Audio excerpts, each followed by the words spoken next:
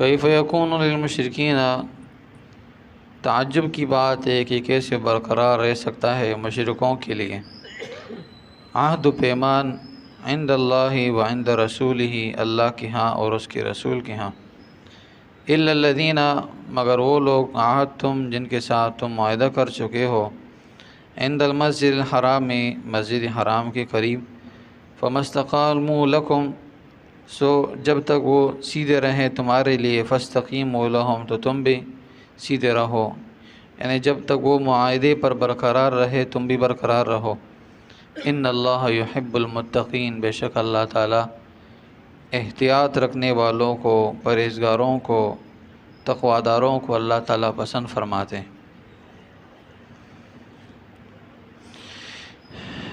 گزشتہ آیتوں میں صلح حدیبیہ کے حوالے سے بات ہوئی تھی، اور اسی طرح سورہ توبہ کی ابتدا سے اللہ رب العزت کی طرف سے یہ حکم تھا کہ مشرکوں کے ساتھ جو تم معاہدے کر چکے ہو اب وہ معاہدے ختم کر دینے چاہیے، اور مشرکوں کو 4 مہینوں کی مہلت دے دینی چاہیے۔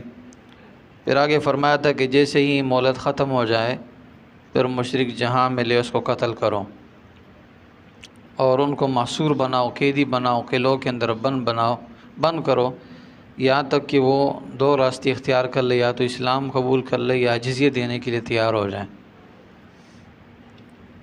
پھر آگے فرمایا تھا ہاں وہ لوگ جو لوگ آپ کے ساتھ معاہدے کر چکے ہیں اور پھر وہ اپنے ان معاہدوں پر اور وعدوں پر پورے اترائیں تو ان سے تعارض نہ کرو، یعنی ان کے ساتھ جو تمہارا معاہدہ ہے اور جتنی مدت تک تمہارا معاہدہ ہے اسی مدت تک معاہدے کو برقرار رکھو۔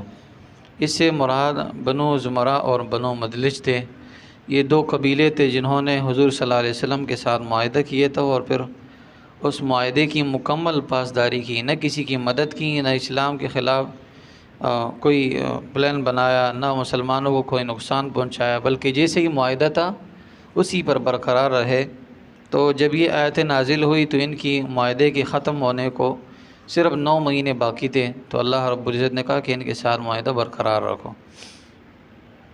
اب اس آیت سے اللہ تعالیٰ تعجب فرما رہے ہیں کہ دیکھیں مشرک تو یہ ہو نہیں سکتے کہ وہ معاہدے کی پاسداری کریں، یعنی مشرک کا کام یہ ہوگا کہ وہ اپنے معاہدوں کو اور اپنے وعدوں کو توڑے گا، لہذا مسلمانوں کو احتیاط کرنا چاہیے اور ان پر بھروسہ نہیں کرنی چاہیے۔ کافر پر کبھی بھروسہ نہیں کرنا چاہیے، کافر جو ہے وہ اس کا مقصد ہی یہ ہوتا ہے کہ مسلمانوں کو نقصان پہنچائے۔ اب وقتی طور پر جب وہ کمزور ہوتے تو مسلمانوں کا سہارا لیتا ہے یا کسی اور کا سہارا لیتا ہے اور کہتے ہیں بھئی میں تمہارا حامی ہوں، تمہارے ساتھ ہوں، لیکن جیسے ہی اس کو موقع مل جاتا ہے تو فوراً ڈستا ہے۔ جیسے شام کو جتنے بھی آپ دودھ پلاؤ تو اس کا کام ہی کیا ہوتا ہے؟ ڈسنا ہوتا ہے۔ تو مشرک کا کام ہی یہ، کافر کا کام یہ کہ وہ کیا کرے گا؟ ڈسے گا، لیکن جب اس کو موقع ملے گا۔ تو یہاں اللہ تعالیٰ مسلمانوں کو جو ہے محتاط رہنے کا حکم فرما رہے ہیں۔ یا دوسری بات یہ کہ یہاں اعتراض ہوتا ہے کہ دیکھیے صلح حدیبیہ کے اندر فائدے میں کافر تھے نا، بہت ساری شرائط ایسی تھی کہ جو مسلمانوں کے خلاف تھی۔ مثال کے طور پر انہوں نے صلح حدیبیہ کے اندر یہ شرط لگائی تھی کہ اگر کوئی آدمی مکے سے مسلمان ہو کر مدینہ آ جائے تو مسلمان اس بات کے پابند رہیں گے کہ وہ مسلمان جو ہے وہ ہمیں ہمارے حوالے کرے، اور اگر کوئی آدمی مدینے سے مرتد ہو کر نعوذ باللہ ثم نعوذ باللہ مکے آ جائے تو ہم اس بات کے پابند نہیں ہوں گے کہ اس کو تمہارے حوالے کریں۔ تو یہ شرط جو ہے ان کے لیے فائدہ مند تھی، بہت ساری شرائط تھیں۔ اب اگر یہ اس معاہدے پر یہ برقرار رہتے تو ان کے ساتھ جنگ بھی نہ ہوتا، 10 سال تک ان کو مہلت مل جاتی، لیکن انہوں نے جیسے ہی صلح حدیبیہ ہوئی تو 2 مہینے بعد پھر انہوں نے کیا کر دیا؟ معاہدے کو توڑ دیا۔ بنو بکر کی مدد کی بنو خزاعہ پر، اور انہوں نے بنو خزاعہ کے بہت سارے افراد کو قتل کیا، اور بنو خزاعہ جو تھے وہ مسلمانوں کے حلیف تھے، مسلمانوں کے ساتھ محبت رکھنے والے تھے اگرچہ کافر تھے، تو لہذا انہوں نے حضور نبی کریم صلی اللہ علیہ وسلم کے پاس پیغام بھیجا، چند آدمی یا رسول اللہ ہمارے ساتھ تو اس طرح وہ ناجائز ہوا، ہمارے بندوں کو مارا گیا، تو لہذا حضور صلی اللہ علیہ وسلم نے جب دیت کا مطالبہ کیا تو انہوں نے انکار کیا، معاہدے کو توڑا۔ تو اللہ تعالیٰ فرما رہے ہیں کہ یہ معاہدے کو اس لیے برقرار نہیں رکھ سکے کہ اللہ کے ساتھ ان کا وعدہ پورا نہیں ہے۔ اللہ تعالیٰ نے حقیقی ذات ہے جس نے پیدا کی ہے، جس نے دنیا کے اندر بھیجا، اور جس نے ان سے عہد لیا تھا وہ عہد پورا نہ کر سکے تو تمہارے ساتھ کیا عہد پورا کریں گے؟ اللہ کے ساتھ کیے گئے معاہدوں کو انہوں نے پورا نہیں کیا تو تمہارے ساتھ کیے گئے معاہدے کو کیسے پورا کریں گے؟ تو کہا کیف یکون للمشرکین عہد، کیسے برقرار رہ سکتا ہے مشرکوں کے لیے عہد و پیمان عند اللہ و عند رسولہ، اللہ کے ہاں اور اس کے رسول کے ہاں، یعنی اس طرح ہو نہیں سکتے کہ وہ اپنے وعدوں کی پاسداری کرے۔ آج کل مسلمان اپنے وعدوں کی پاسداری نہیں کرتے تو کافر کیا کرے گا؟ الا الذین عاہدتم، مگر وہ جس کے ساتھ تم معاہدہ کر چکے ہو عند المسجد الحرام، مسجد حرام کے ہاں، مسجد حرام کے قریب، تو یہاں سے بنو زمرہ اور بنو مدلج مراد ہیں۔ فما استقاموا لکم، اگر وہ اپنے معاہدے پر برقرار رہتے ہیں، فاستقیموا لہم، تو تم بھی معاہدوں پر برقرار رہو۔ ان اللہ یحب المتقین، بے شک اللہ تعالیٰ پرہیزگاروں کو پسند فرماتے۔ ایک مشہور حدیث ہے، حضور نبی کریم صلی اللہ علیہ وسلم نے فرمایا کہ جب منافق کی کیا ہے، 4 نشانیاں ہیں، ٹھیک ہے؟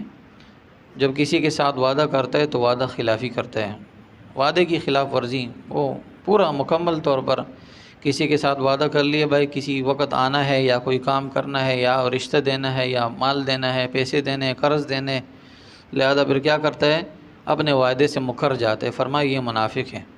اگرچہ آج کل جو ہے یہ نشانیاں مسلمانوں کے اندر پائی جاتی ہے، تو فرمایا یہ مسلمان منافق تو نہیں ہے لیکن کام منافقوں والا ہے، ٹھیک ہے؟ دوسری جگہ فرمایا، ایک آگے فرما رہے ہیں کہ جب وہ بات کرتا ہے تو جھوٹ کہتا ہے، مسلمان بھی آج جھوٹ کہہ رہے ہیں، ٹھیک ہے؟ اور جب اس کے پاس کوئی چیز امانت رکھوائی جائے تو اس کے اندر خیانت کرتا ہے، آج کل مسلمان کرتا ہے۔ یہ بہت سارے پیسوں پر وہ ڈیرہ جما کے اور اپنے قبضے میں لے لیتا ہے، کبھی پلاٹ قبضے میں لے لیتے، کبھی گھر قبضے میں لے لیتے، کبھی کیا لے لیتے، کبھی گاڑی، مکر جاتا ہے بھئی میرے پاس تو کسی نے پیسے نہیں رکھوایا، میرے پاس تو کسی نے گھر گروی نہیں رکھوایا، میرے پاس تو کسی کے پیسے ہیں نہیں کہ میں اس کو دے دوں، بہت سارے سے ہیں۔ آگے فرمایا کہ 4تھی نشانی بیان فرمائے کہ جب وہ جھگڑا کرتا ہے تو گالی دیتا ہے۔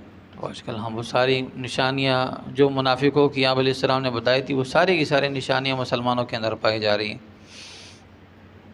لہذا ہمیں اپنے ان اعمال پر غور کرنا چاہیے کہ اگر ہمارے اندر کوئی ایسی نشانی ہو جو منافقوں والی ہو تو ہم اس کو دور کریں، اپنے آپ سے وہ عمل دور کریں کہ جو منافقوں والا ہے، اب اس عمل سے ہم اپنے آپ کو باز رکھیں جو منافقوں والا ہے، ٹھیک ہے؟ تو کبھی معاملے کے اندر جو ہے جھوٹ نہ بولیں، اگرچہ اپنے رشتہ داروں کے خلاف ہی آپ کو جھوٹ کیوں نہ بولنا پڑے، ٹھیک ہے؟ تو آپ جو ہے سچ بولیں، سچ سے کام لیں۔ فرمایا یا ایھا الذین آمنوا کونوا قوامین بالقسط شہداء للہ، اے ایمان والو سچی گواہی دینے والے بن جاؤ، کیا؟